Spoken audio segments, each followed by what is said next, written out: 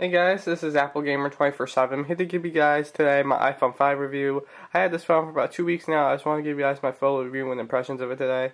So going over the design of the phone like I usually do in my iPhone reviews, this design is pretty much brand new. A lot of people are saying on the internet or when they just look at a picture of the iPhone 5 on on TV or on the internet someplace, they say it looks exactly the same as the 4S, but it's not until you actually pick up the phone in person that you see the new design. Apple made a few solid design differences on the front of the phone, like they moved the far-facing camera to the side, from the side to the top, which is a nice addition. I really like that. But also the back is new, and this is probably my favorite part of the phone. What it is a two-tone back, so this part right here is aluminum, just like on the iPad or on the MacBook.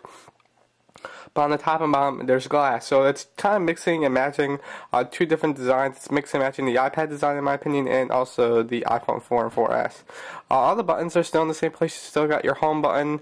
On the bottom, it got changed around a lot. The headphone jack is now located on the bottom now, which I really like. I know why people are making a big deal about that online. I really prefer it this way because if I'm fitting my phone in my pocket, it's much easier to grab my phone from the bottom and just pull out my headphones or anything like that. But also they added the new Lightning dock connector, which is a nice addition. Makes it so you can add more features into a phone, and it's also smaller. Also, you got your traditional speaker or microphone, which have been redesigned. The side is pretty much the same. You got your vibrate key and your volume buttons, but I do notice there's a little bit more space between these three buttons right here than there was on the 4S. And also you still got the antenna bands, which kind of blend into the phone, so after a while you don't really notice them, which is nice. So going over the hardware, it has a 4-inch 1136 by I believe 400, I believe. I'll put the exact resolution down below in case I mess it up. But it has a 4-inch screen now, which is a nice addition. It's really nice. Has a new chip in it. Has an A6 dual-core chip, runs at 1.3 gigahertz. 4G LTE, which is a very nice addition. I've been waiting for that ever since I got the Nexus. I've been using that for a month, as you guys know, and I was afraid that the iPhone 5 wouldn't have LTE, but once they had it, it was really nice. The camera on the back is still the same. It has an 8 megapixel camera with LED flash, but they changed the lens style on it. The lens is a sapphire crystal lens compared to the, I believe this is a plain old glass lens, which the sapphire crystal lens makes your pictures come out better and also makes your lens a lot more durable and prevents them from scratching in the future.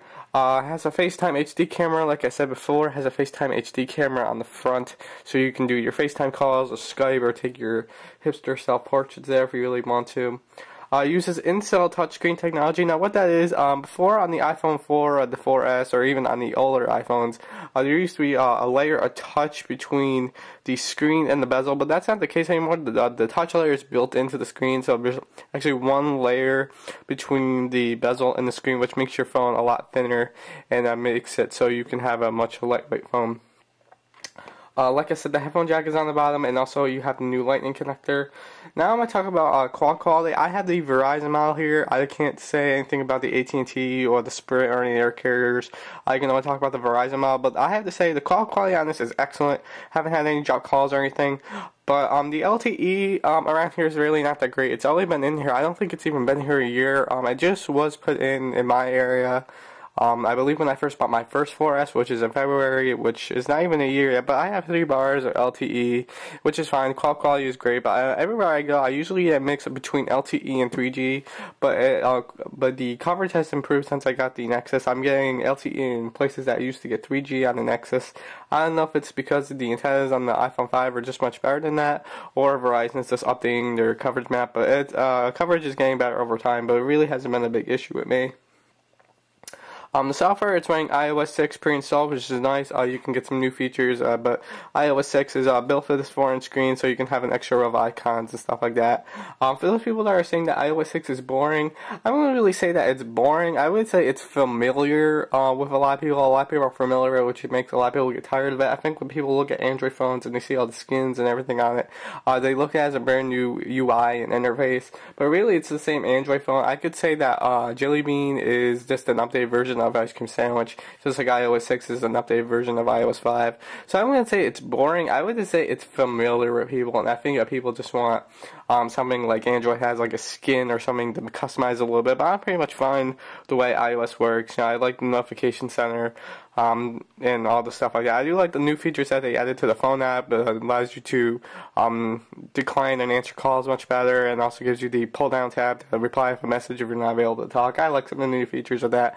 Going over Maps just really quick, for those people, I know Maps is getting a lot of press lately. I haven't had really any problems with Maps. I used it the other day to get to a doctor's appointment, and it brought me to my destination just fine.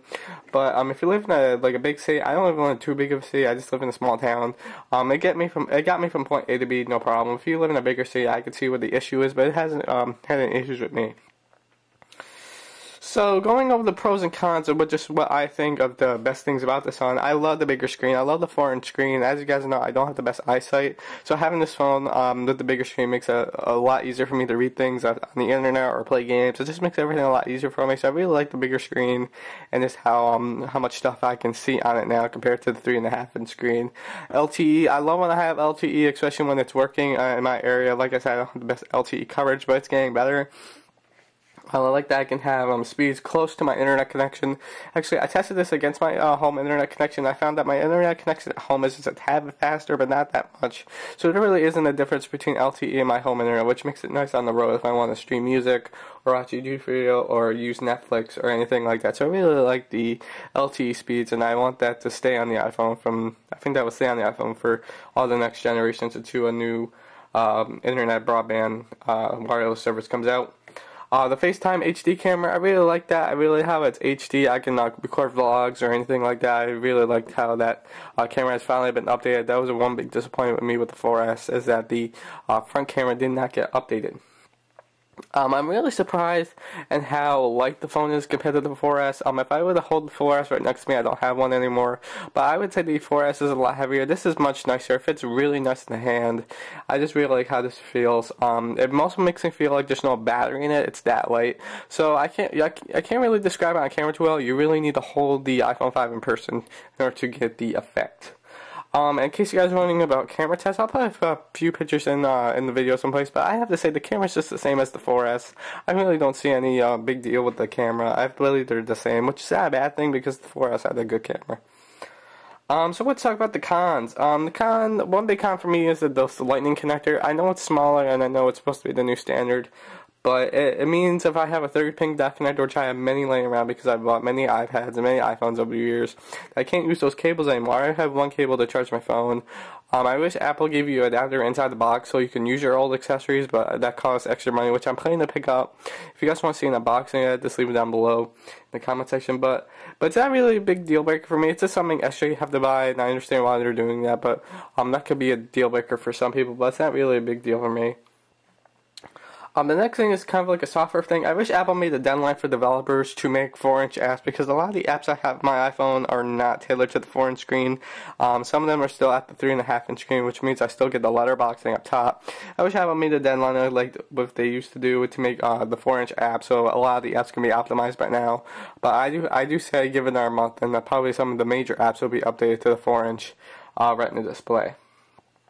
And the next thing is a con for me is the black model does tend to get scuffs on it. I kind of cleaned my phone up before this review, but as you can see, you might see some scuffs I'm not really seeing too well. But the black one does scuff and scratch a bit more than the white, so that might affect your buying decision, but it doesn't really matter to me. They wipe with any alcohol-based cleaner, so it's really not a big deal for me. I can just wipe it off. And if you want to protect your phone, I do recommend a case. This is the I Love case that I unboxed a few days ago. This is a pretty good case. I like how the scuffs get on the case rather than on the phone, because I know my phone's getting protected. But if you guys have any other iPhone cases you guys want me to review, just leave them down below. I might buy them or request them for a review. So anyway, guys, my overall opinions of the iPhone 5, should you upgrade if you have a 4S? It's a maybe. The only reason I upgraded is because of the 4-inch screen and the LTE. That's pretty much the only two reasons I upgrade to the iPhone 5. But if you have an iPhone 4S and you're happy with it and you don't understand, if you don't need any features I'm talking about here, then I would say if you're upgrading and wait to the iPhone 5S or the iPhone 6. If you have an iPhone 4, definitely recommend upgrading because you're getting some new features. If you have anything below that, I definitely recommend upgrading to a newer phone. But anyway, guys, overall, I do give this phone my recommendation. I do recommend this phone to anybody that's looking to buy a new iPhone or just a new phone in general. And I will see you guys in my next video.